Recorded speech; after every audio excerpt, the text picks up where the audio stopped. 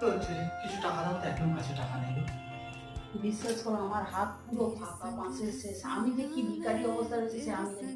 বাসি মুখে সকালবেলা বলছি 1 টাকা নেই, বিশ্বাস করো।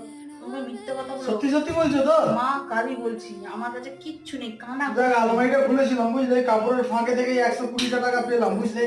হ্যাঁ, এই 120 টাকাটা রেখে দিলাম। এইটা আমারই টাকা, প্লিজ নিও না, প্লিজ নিও না। আমি অনেক কষ্ট করে রেখেছি, বিশ্বাস করো। আমার কি খারাপ অবস্থা হয়ে যাবে আমার কাছে, আর এইটা ছাড়া, এটাই আমার শেষ সম্বল, এইটা ছাড়া আর কিচ্ছু নেই, বিশ্বাস করো। এই সকালবেলা বাসি মুখে বলছি ওই 120 টাকাই আছে, আর কিচ্ছু নেই, বিশ্বাস করো মা। তাহলে আরো যে দুটো 500 টাকা নোট আছে, ও দুটো আমি নিয়ে নিই।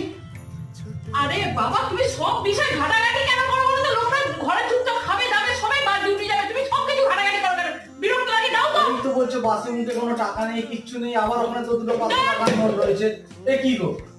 তুমি দেবে কি দেবে না? দাও দাও। না।